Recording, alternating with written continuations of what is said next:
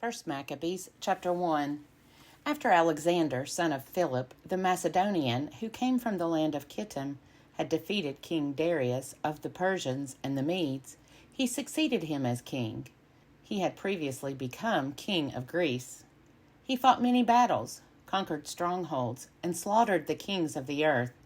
He advanced to the ends of the earth and plundered many nations. When the earth became quiet before him, he was exalted, and his heart was lifted up. He gathered a very strong army and ruled over countries, nations, and princes, and they paid him tribute. After this he fell sick and perceived that he was dying. So he summoned his most honored officers, who had been brought up with him from youth, and divided his kingdom among them while he was still alive. And after Alexander had reigned 12 years, he died. Then his officers began to rule, each in his own place.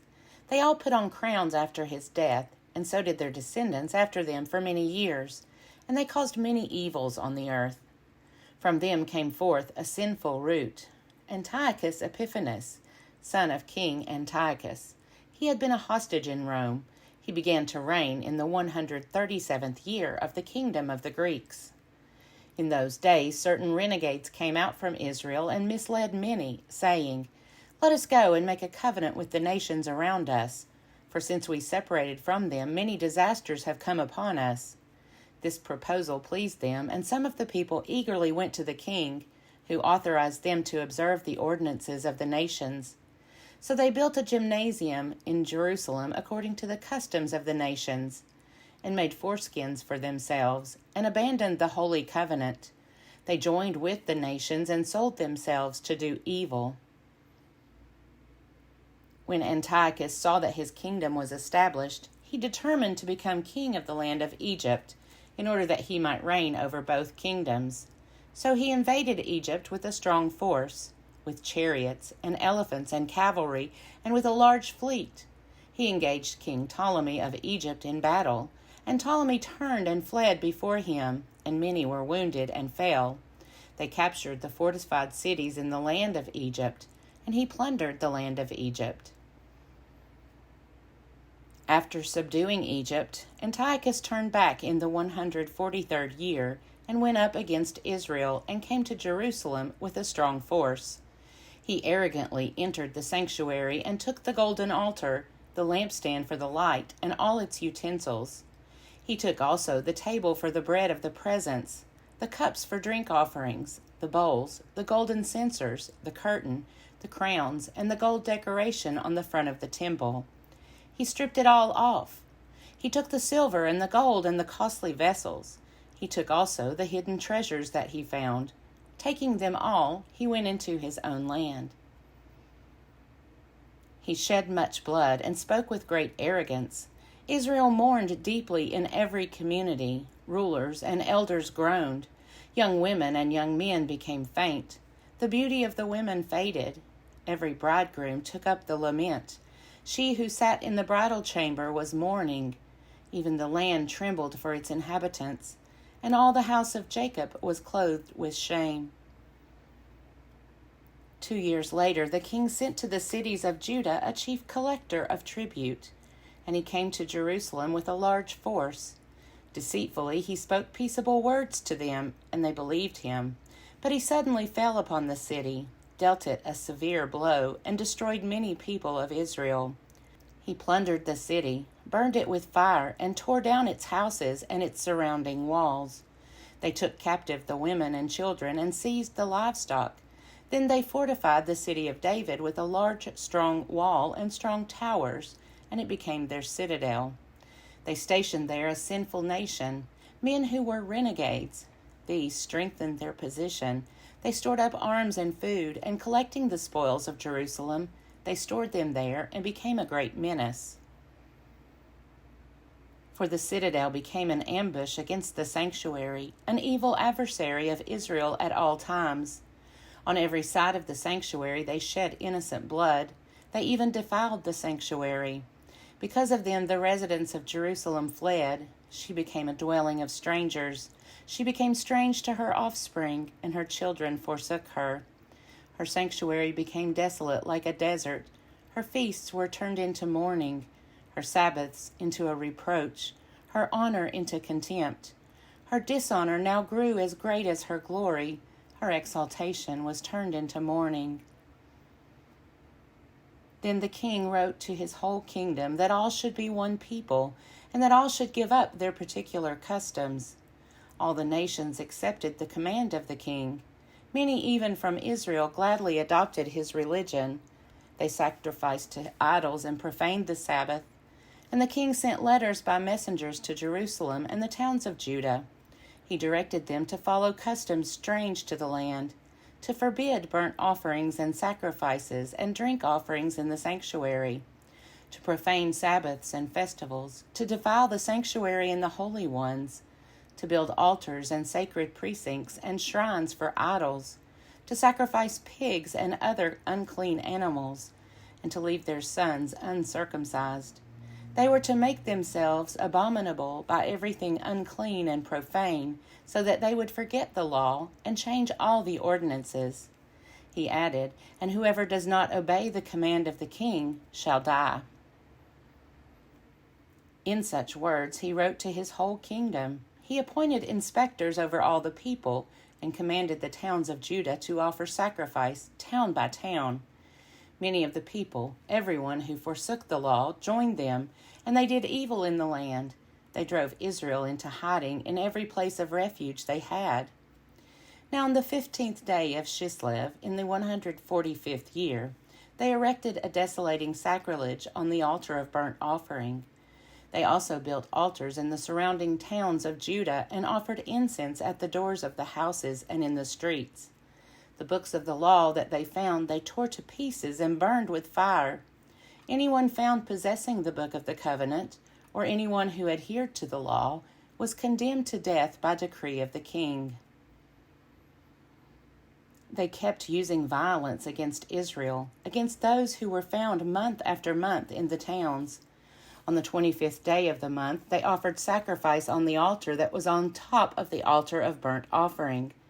According to the decree, they put to death the women who had their children circumcised, and their families and those who circumcised them, and they hung the infants from their mothers' necks.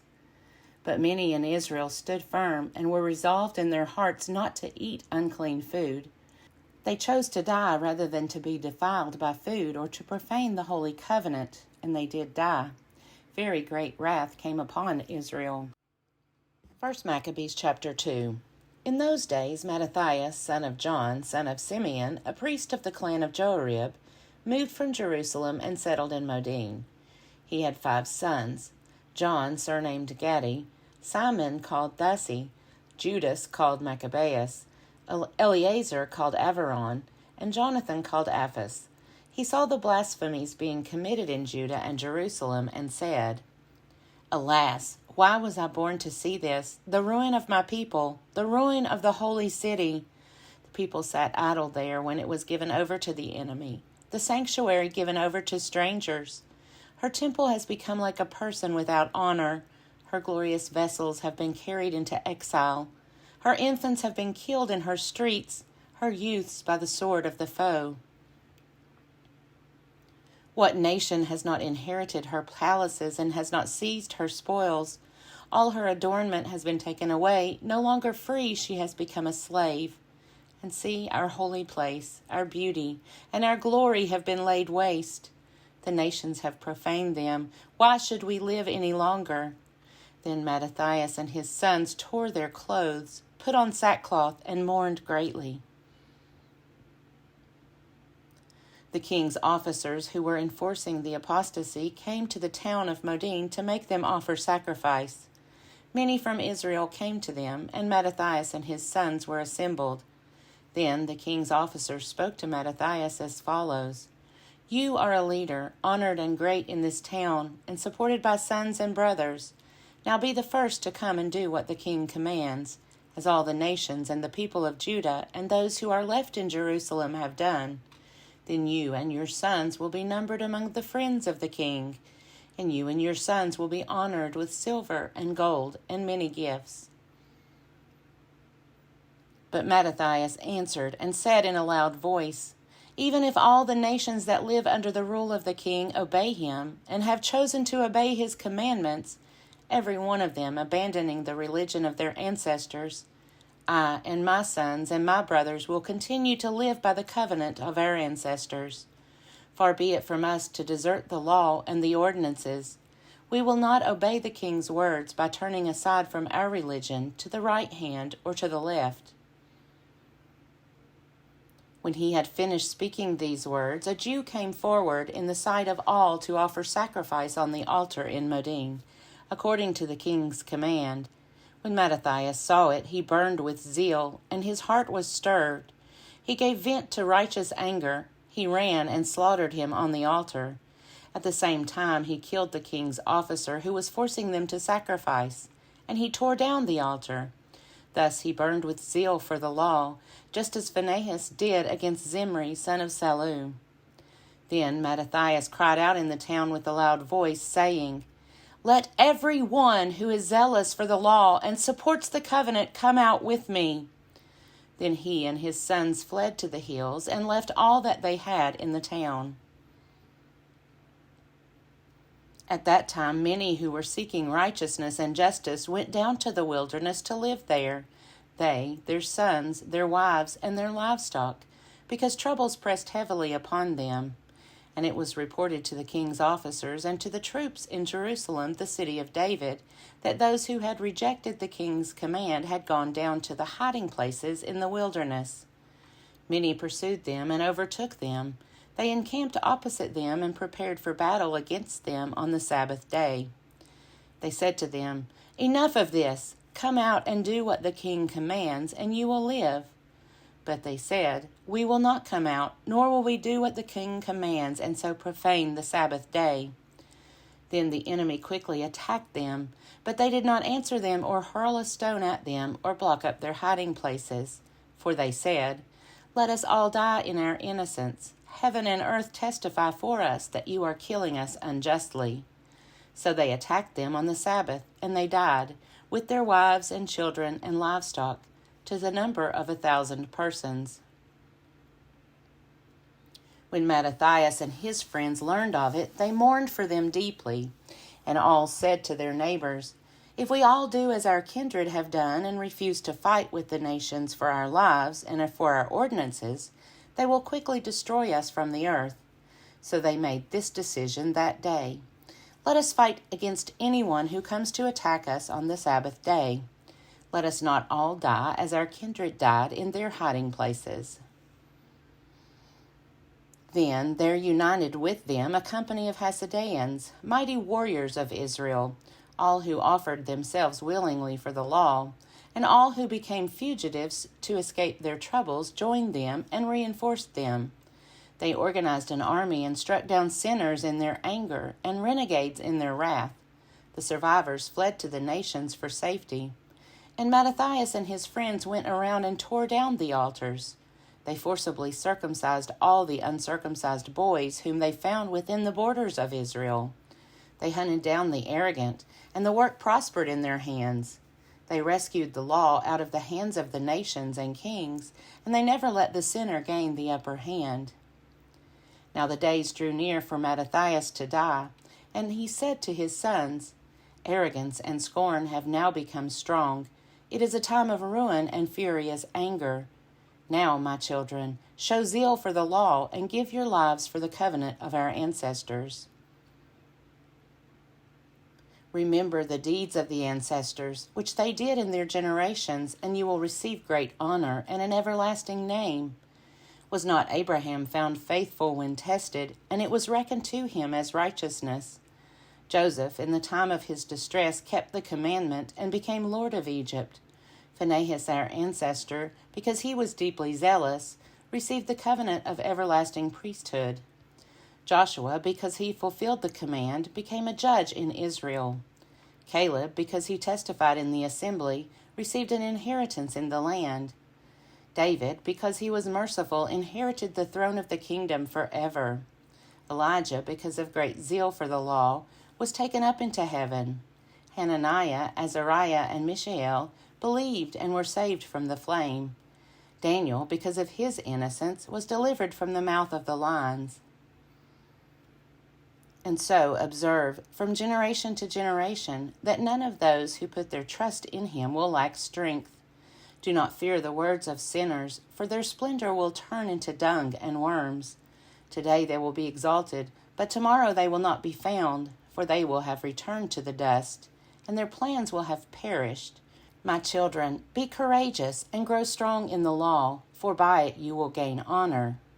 Here is your brother Simeon, who I know is wise in counsel. Always listen to him. He shall be your father. Judas Maccabeus has been a mighty warrior from his youth.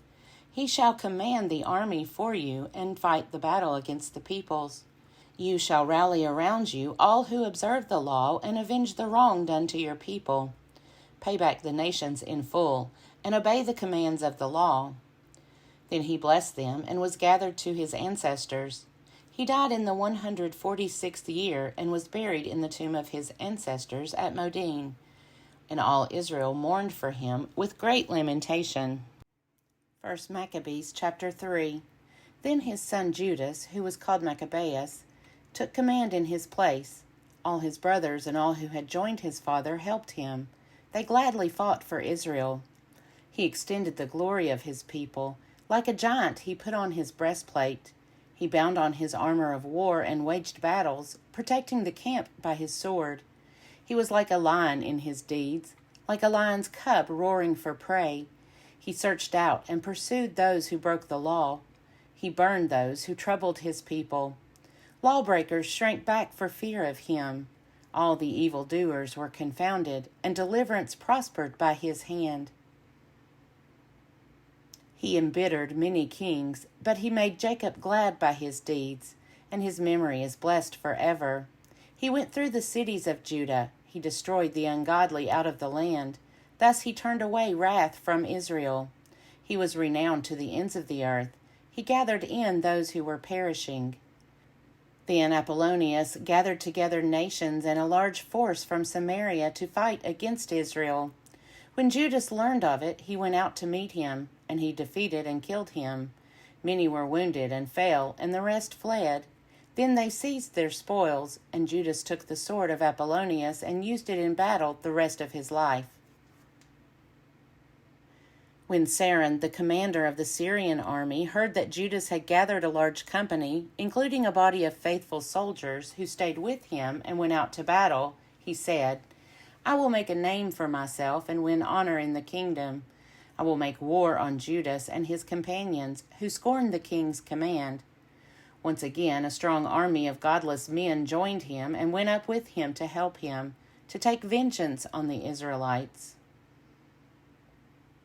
When he approached the ascent of Beth Horon, Judas went out to meet him with a small company. But when they saw the army coming to meet them, they said to Judas, How can we, few as we are, fight against so great and so strong a multitude? And we are faint, for we have eaten nothing today. Judas replied, It is easy for many to be hemmed in by few, for in the sight of heaven there is no difference between saving by many or by few. It is not on the size of the army that victory in battle depends, but strength comes from heaven.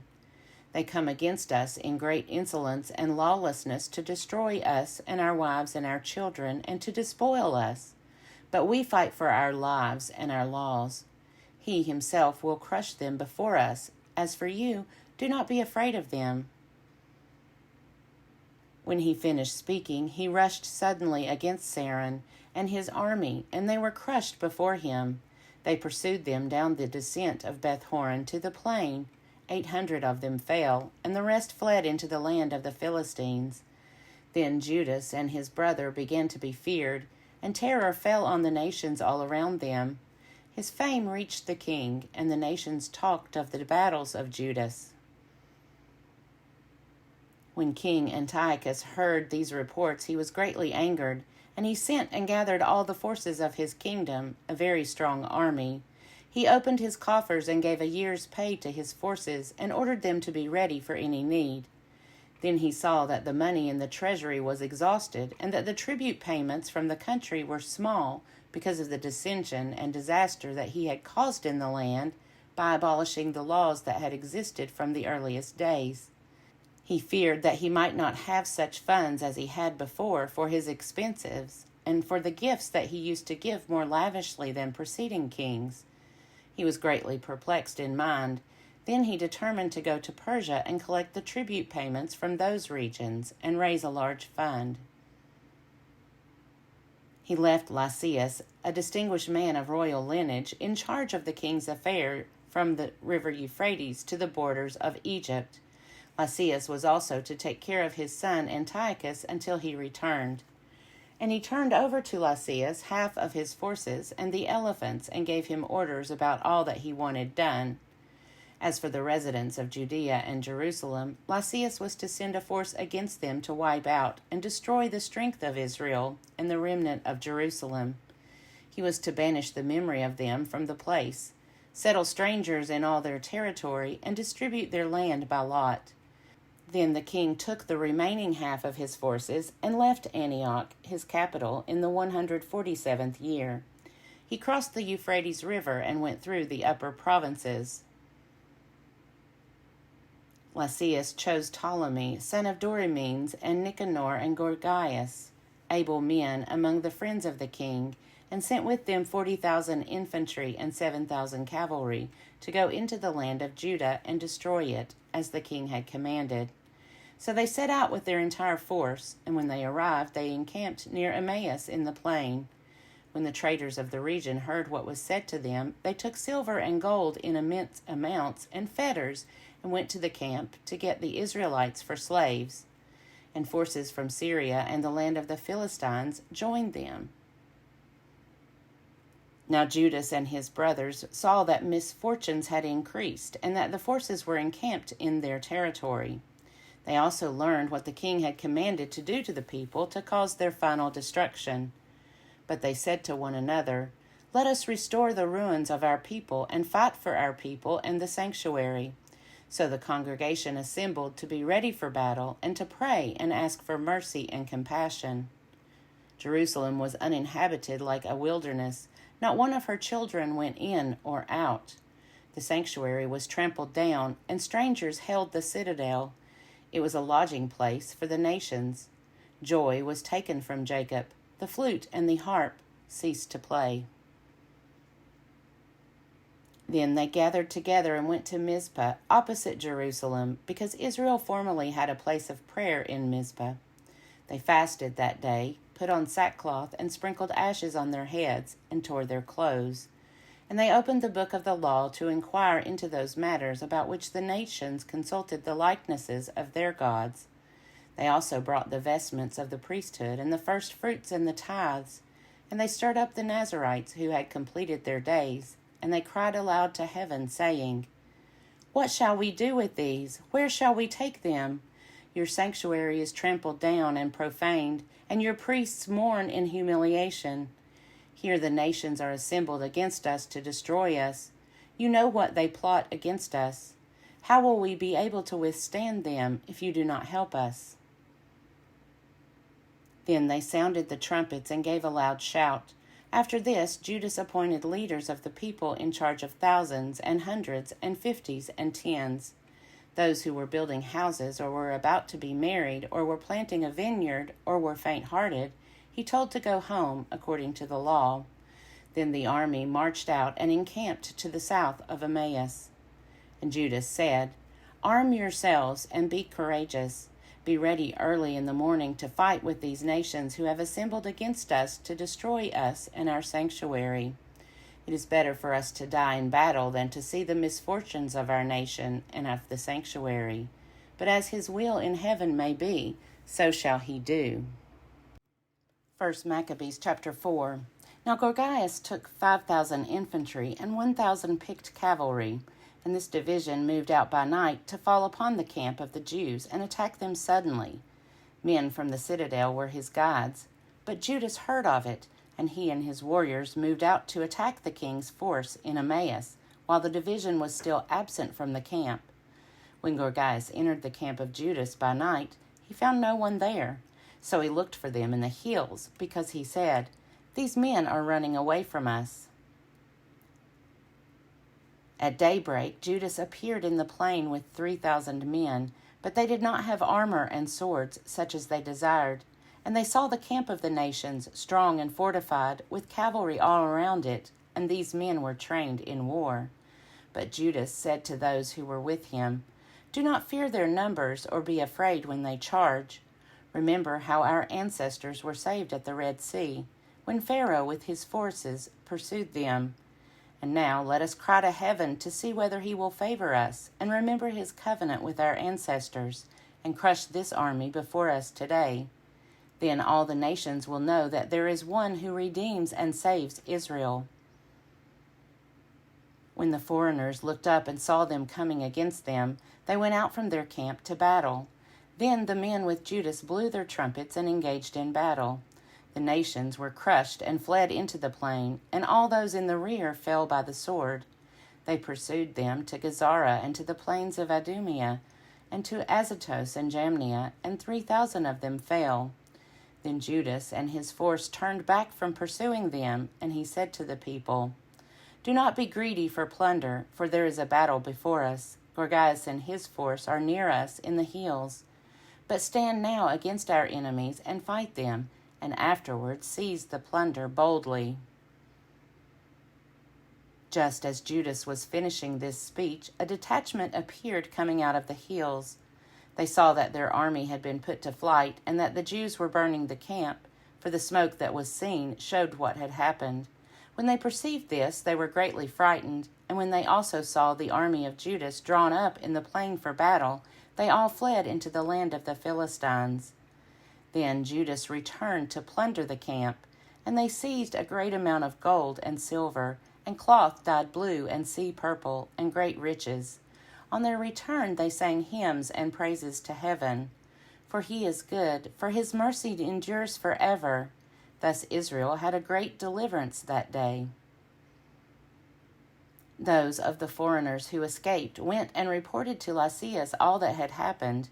When he heard it, he was perplexed and discouraged, for things had not happened to Israel as he had intended, nor had they turned out as the king had ordered. But the next year he mustered 60,000 picked infantry and 5,000 cavalry to subdue them. They came into Idumea and encamped at Beth-zur, and Judas met them with 10,000 men. When he saw that their army was strong, he prayed, saying, "Blessed are you, O Savior of Israel, who crushed the attack of the mighty warrior by the hand of your servant David, and gave the camp of the Philistines into the hands of Jonathan, son of Saul, and of the man who carried his armor. Hem in this army by the hand of your people Israel, and let them be ashamed of their troops and their cavalry. Fill them with cowardice, melt the boldness of their strength, let them tremble in their destruction. Strike them down with the sword of those who love you, and let all who know your name praise you with hymns." Then both sides attacked, and there fell of the army of Lysias 5,000 men. They fell before them. When Lysias saw the rout of his troops, and observed the boldness that inspired those of Judas, and how ready they were either to live or to die nobly, he withdrew to Antioch and enlisted mercenaries in order to invade Judea again with an even larger army. Then Judas and his brothers said, "See, our enemies are crushed. Let us go up to cleanse the sanctuary and dedicate it." So all the army assembled and went up to Mount Zion. There they saw the sanctuary desolate, the altar profaned, and the gates burned. In the courts they saw bushes sprung up as in a thicket or as on one of the mountains. They saw also the chambers of the priests in ruins. Then they tore their clothes and mourned with great lamentation. They sprinkled themselves with ashes and fell face down on the ground. And they blew the signal trumpets, and they cried out to heaven. Then Judas detailed men to fight against those in the citadel until he had cleansed the sanctuary. He chose blameless priests devoted to the law, and they cleansed the sanctuary and removed the defiled stones to an unclean place. They deliberated what to do about the altar of burnt offering, which had been profaned, and they thought it best to tear it down, so that it would not be a lasting shame to them that the nations had defiled it. So they tore down the altar and stored the stones in a convenient place on the temple hill until a prophet should come to tell what to do with them. Then they took unhewn stones, as the law directs, and built a new altar like the former one. They also rebuilt the sanctuary and the interior of the temple and consecrated the courts. They made new holy vessels and brought the lampstand, the altar of incense, and the table into the temple. Then they offered incense on the altar and lit the lamps on the lampstand, and these gave light in the temple. They placed the bread on the table and hung up the curtains. Thus they finished all the work they had undertaken. Early in the morning on the 25th day of the 9th month, which is the month of Chislev, in the 148th year, they rose and offered sacrifice, as the law directs, on the new altar of burnt offering that they had built. At the very season and on the very day that the nations had profaned it, it was dedicated with songs and harps and lutes and cymbals. All the people fell on their faces and worshipped and blessed heaven, who had prospered them. So they celebrated the dedication of the altar for 8 days and joyfully offered burnt offerings. They offered a sacrifice of well-being and a thanksgiving offering. They decorated the front of the temple with golden crowns and small shields. They restored the gates and the chambers for the priests and fitted them with doors.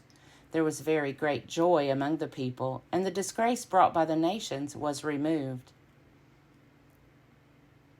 Then Judas and his brothers and all the assembly of Israel determined that every year at that season the days of dedication of the altar should be observed with joy and gladness for 8 days, beginning with the 25th day of the month of Chislev.